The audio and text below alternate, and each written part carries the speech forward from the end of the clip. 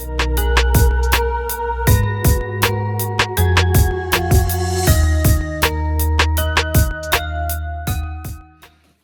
everyone, Coach Steve here from Smart Endurance Solutions, and I'm here with a top tip to help you avoid the most feared of early season injuries, the horrible wetsuit neck rash.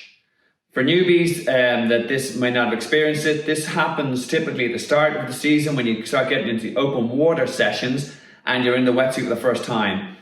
As you're swimming along, you don't even notice that the wetsuit is rubbing at the back of your neck, and it creates a horrible either rash or cut in the back of your neck.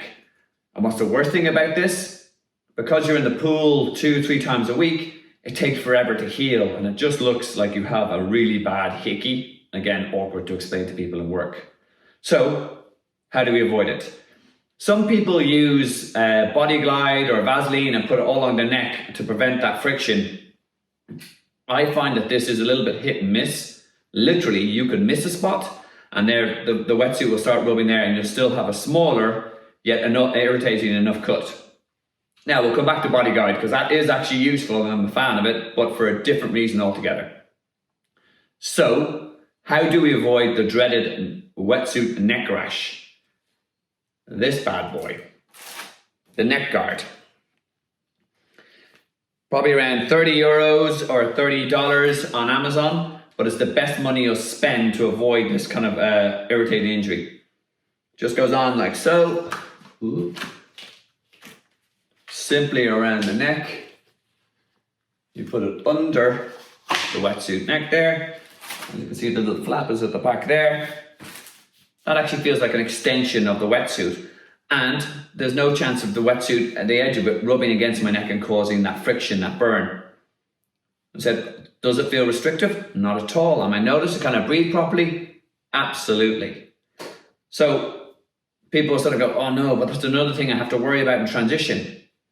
Not at all. It's an easy part of your transition process. So imagine you're coming out of the water and you're heading into T1. So we'll just mimic this. So you get your first arm out. Okay. Ooh.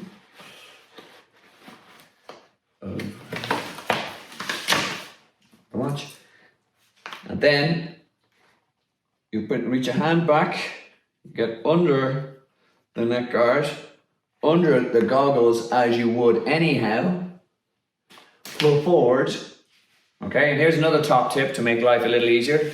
You're pulling your arm down. As you can see, I'm pulling all the kit into the actual arm. Boom. I don't need to worry about that. Those pieces of equipment will be in my wetsuit arm later on, and off you go.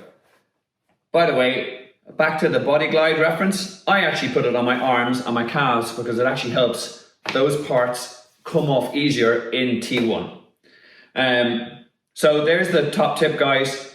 Look into and spending the best $30 you will to actually protect your neck, and even for when you start training and racing, by getting one of these neck guards. I'll put a link in the comments below so you have an easy way of getting to find out what I'm talking about.